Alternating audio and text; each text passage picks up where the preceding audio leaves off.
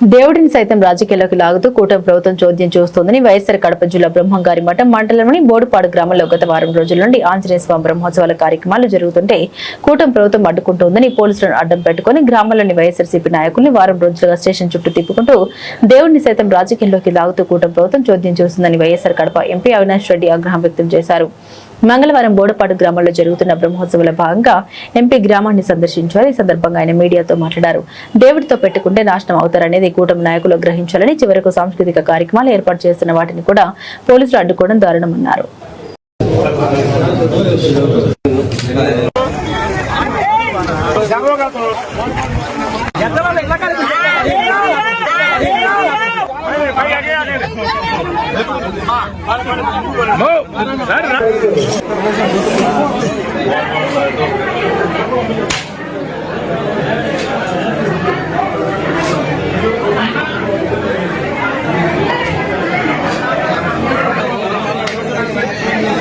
ఆంజనేయ స్వామి సాక్షిగా కూటమి ప్రభుత్వ అరాచక పాలన మరొకసారి ఇవాళ బట్టబయలైంది.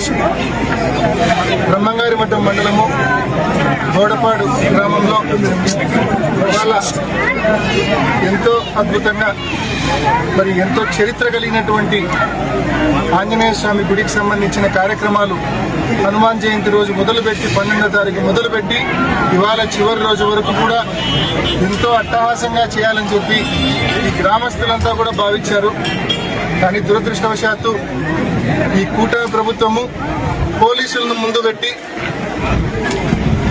ప్రతిరోజు ఈ గ్రామానికి సంబంధించిన నాయకులు ఉదయం నుంచి రాత్రి వరకు పోలీస్ స్టేషన్లో పెట్టుకొని 12వ తేదీ నుంచి ఇవాళ వరకు ప్రతిరోజు ఉదయం నుంచి సాయంత్రం వరకు పోలీస్ స్టేషన్లో పెట్టుకొని ఈ వారం రోజులు ఏదైతే కార్యక్రమాలు తలపెట్టారో ఆ కార్యక్రమాలు సజావుగా జరగకుండా అడుగడుగున ఆటంకం కలిగించారు, అడుగడుగున అడ్డుకున్నారు.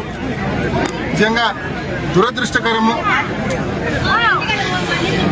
మా కార్యకర్తల మీద గడిచిన 2 ఏళ్లుగా మీరు కక్ష సాధిస్తూ ఉన్నారు.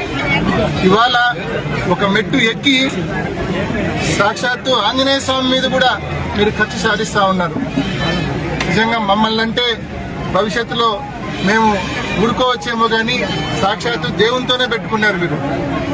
ఖచ్చితంగా ఈరోజు ఈ వారం రోజులు ఏదైతే మీరు ఆంజనేయ స్వామి గుడికి సంబంధించిన కార్యక్రమాలు అడ్డుకున్నారో ఈ కూటమి ప్రభుత్వం దానికి భవిష్యత్తులో జవాబు చెప్పవలసి ఉంటుంది. ప్రజలకు జవాబు చెప్పాలా, భగవంతునికి కూడా జవాబు చెప్పాల్సిన అవసరం ఉంటుంది.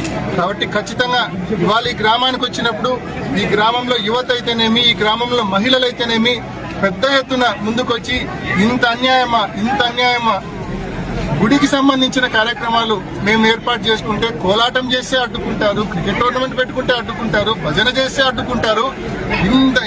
దేవుడికి సంబంధించిన ఇన్ని కార్యక్రమాల్లో ఇంత పెద్ద ఎత్తున కూటమి ప్రభుత్వం అడ్డుకుంటుందా? ఏమి అన్యాయము? మాట్లాడే వాళ్ళు లేరా? అడిగే వాళ్ళు లేరా?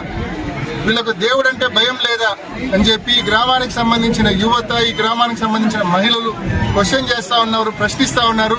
ఇట్లే చూస్తా ఊరుకుంటే కన్నా భవిష్యత్తులో పెళ్లిళ్ళు చేసుకోవాలనుకున్నా కూడా ఈ కూటమి ప్రభుత్వము, ఈ పోలీసుల పర్మిషన్ కావాల్సి వస్తుందేమో అని చెప్పి అందరూ కూడా ఆందోళన పడతా ఉన్నారు.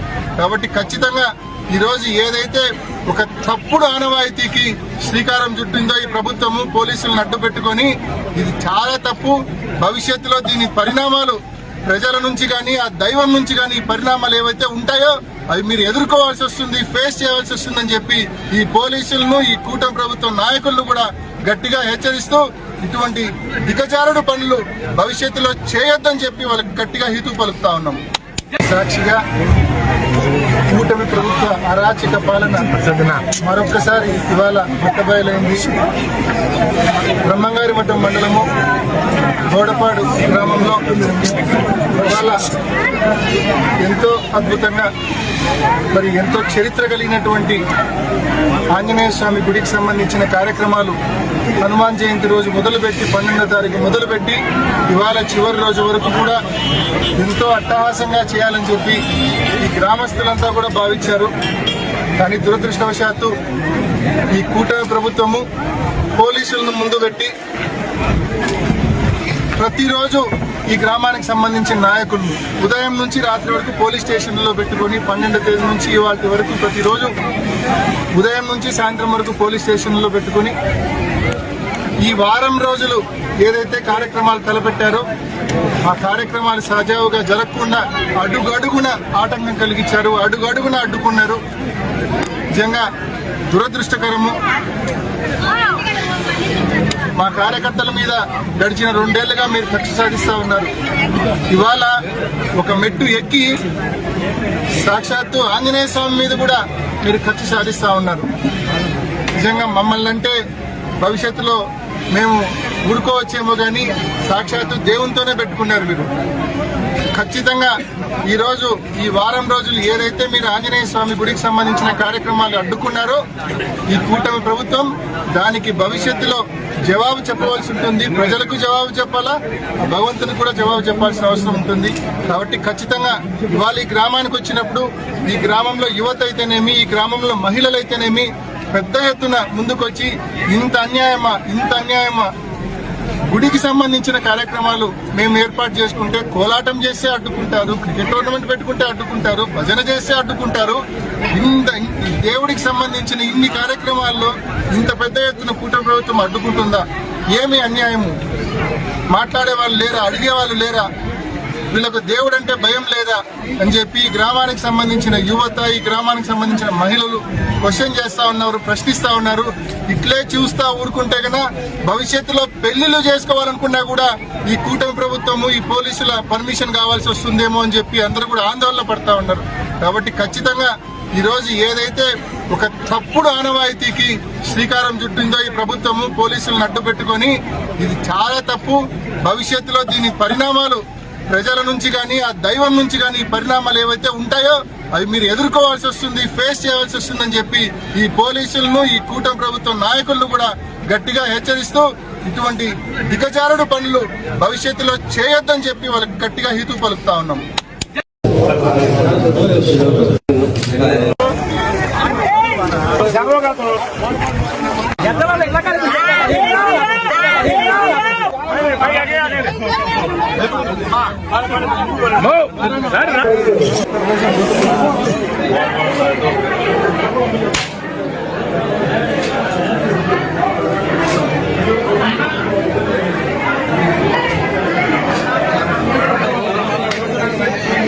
శ్రీ ఆంజనేయ స్వామి సాక్షిగా కూటమి ప్రభుత్వ అరాచక పాలన మరొకసారి ఇవాళ బట్టబయలైంది. బ్రహ్మంగారి మఠం మండలము బోడపాడు గ్రామంలో ఇవాళ ఎంతో అద్భుతంగా ఎంతో చరిత్ర కలిగినటువంటి ఆంజనేయ స్వామి గుడికి సంబంధించిన కార్యక్రమాలు హనుమాన్ జయంతి రోజు మొదలుపెట్టి 12వ తారీఖు మొదలుపెట్టి ఇవాళ చివరి రోజు వరకు కూడా ఎంతో అట్టహాసంగా చేయాలని చెప్పి ఈ గ్రామస్తులంతా కూడా భావించారు. కానీ దురదృష్టవశాత్తు ఈ కూటమి ప్రభుత్వము పోలీసులను ముందు పెట్టి ప్రతిరోజు ఈ గ్రామానికి సంబంధించిన నాయకులు ఉదయం నుంచి రాత్రి వరకు పోలీస్ స్టేషన్లలో పెట్టుకొని 12వ తేదీ నుంచి ఇవాళ వరకు ప్రతిరోజు ఉదయం నుంచి సాయంత్రం వరకు పోలీస్ స్టేషన్లలో పెట్టుకొని ఈ వారం రోజులు ఏదైతే కార్యక్రమాలు తలపెట్టారో ఆ కార్యక్రమాలు సజావుగా జరగకుండా అడుగడుగున ఆటంకం కలిగించారు, అడుగడుగున అడ్డుకున్నారు. నిజంగా దురదృష్టకరము.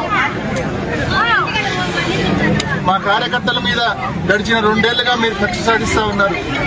ఇవాళ ఒక మెట్టు ఎక్కి సాక్షాత్తు ఆంజనేయ స్వామి మీద కూడా మీరు కక్ష సాధిస్తా ఉన్నారు.